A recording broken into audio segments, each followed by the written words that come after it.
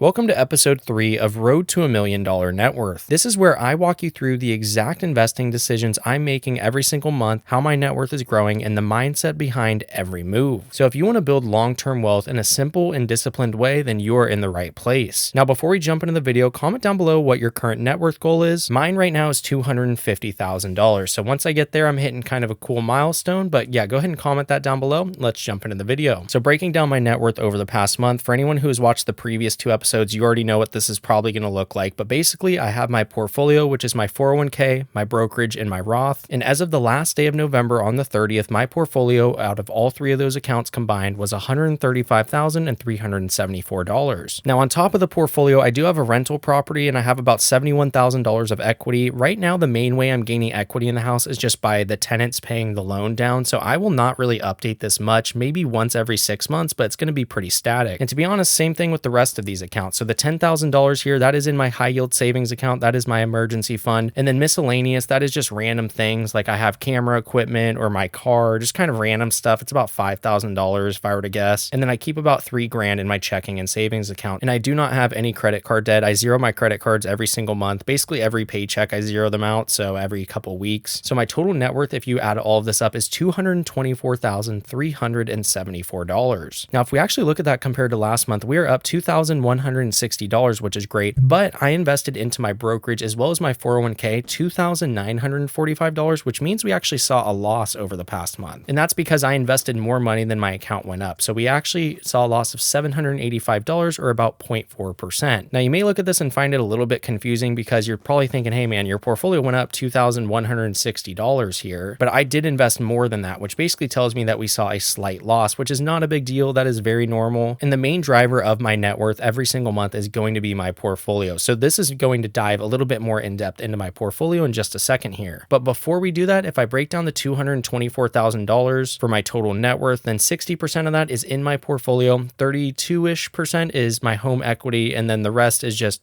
random savings accounts, miscellaneous, all that stuff. So most of it is driven by my portfolio every single month. Now again, I'll probably update the equity once every 6 months or so. So not sure when I'm going to do that. Maybe I'll just do it at the beginning of the year to make it easy. Then we'll update it again, maybe at the end of June. So that way, it's like twice a year. So I think that's a good idea, but we'll just have to see. But the main point I'm trying to make there is the portfolio is going to be driving the net worth up every single month. So we do like to see some gains there, but if we see losses in the portfolio, that is very normal too. And that really doesn't change anything with my investing style. So if we actually take a look at the portfolio and seeing how it did this month versus last month, again, I invested $2,945. All of that was into the S&P 500, whether it was me buying VU in the brokerage or me buying the S&P 500 in my 401k, then that is all the money that I invested. Now the Roth IRA I already maxed out earlier this year, so I can't put any more money into that anyways. But the portfolio at the end of October was at $133,000. Now it is at $135,374. So like I said before, I invested more money than the portfolio went up by, which actually means we saw a loss, but it really was not much. It's about 0.6%, so not a big deal there. And like I even said in my last video, the market had month after month of just green, like literally May, June, July, August, September, October, all green months. So I have been expecting the market to pull back a little bit. And it honestly wouldn't surprise me if we saw another 5-10%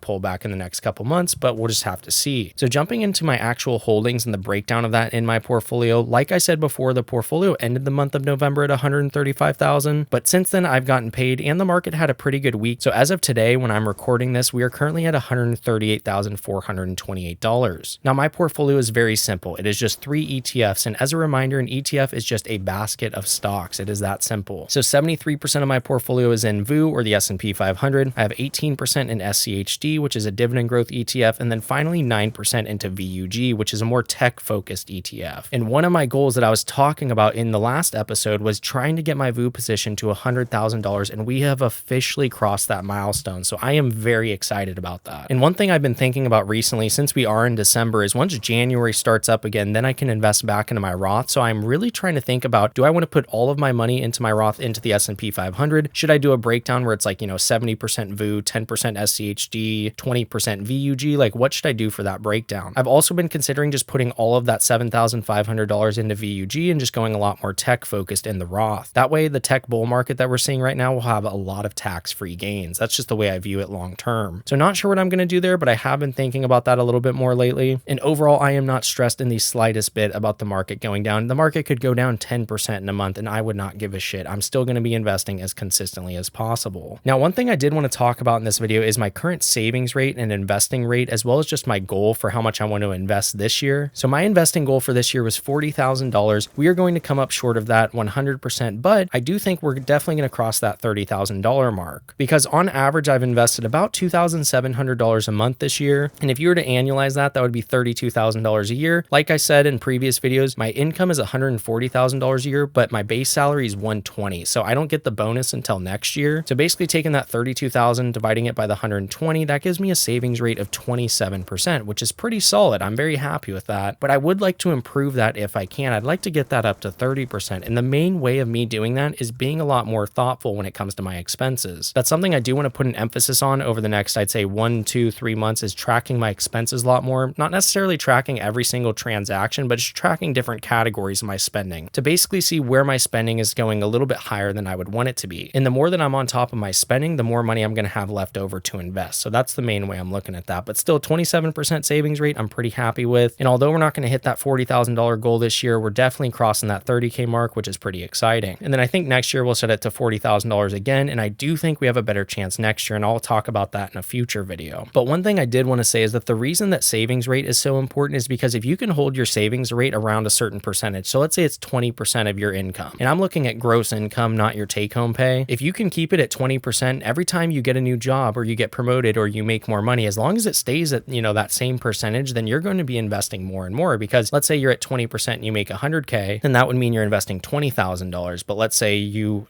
slowly work up and then you're making $200,000 and you're still at 20%. Now you're investing $40,000. So that is why you want to keep that savings percentage pretty consistent. And when I say savings rate in this context, for me, it's basically just my investing rate. Like, what percentage of my income am I investing? But I could also save this money. I could just keep it as cash every month if I wanted to. But I want my money to be growing for me as soon as possible, which is the main reason I don't do that. And also, I already have an emergency fund, so I don't really feel a need to keep hoarding cash. And even with the videos of me talking about how I think 2026 and 2027 could be rough for the stock market, I'm still not going to hoard any cash, because in my mind, it's better to get that money working for me as soon as possible, even if the market tanks 20, 30, 40% over the next year or two. But I also could be wrong with those predictions, and it could just keep taking off. And I don't know when the market is going to crash. It could be a couple of years before then, which is another reason why you should be investing as soon as possible, because the best time to start investing is today, and the next best time to start investing is tomorrow. So try to just start investing. Even if it's $20 a week, it can really bring you a long ways. And so when it comes to optimizing my finances and trying to improve them, again, one of my main things I'm going to try to do is find a way to track my expenses a little bit better. I think for me, honestly, the main culprit is just going out to eat. So if I can even reduce that quite a bit, I bet it could save me a couple $100 a month, which would give me more money to invest. And, over time, that's going to compound. So little decisions like that can really add up, especially if you're extremely young. If you're like 20 or 19 or 21 years old, every dollar that you invest is going to be worth a lot more money by the time you're 60 or 65. Even if you don't want to wait 40 years, even by the time you're 40, it's going to be worth a lot more money. So definitely think about that. The earlier you start investing, the better. Now, when we look at the road ahead on my net worth, like I said before, I'm at $224,000. 225 is going to be a cool milestone, but $250K, that is a pretty big milestone, because then I am at a quarter of the way to $1 million net worth, which is pretty exciting. But also another milestone I want to focus on is trying to grow my portfolio to $150,000 as soon as possible. If we could finish out December at $140K or over, that would be great. But again, the market could drop 5%. So no matter how much I invest, it's, going to drop a little bit. We'll just have to see. But that is kind of a short-term goal, is getting to $150K as quickly as possible. Because like I've said in multiple videos now, once you cross that $100K mark, it's only going to get easier and easier. So stay disciplined and keep investing. Because if it takes you 5 years to go from 0 to $100K, it's probably going to take you, I don't know, maybe 2.5, 3 years to go from 100 to 200.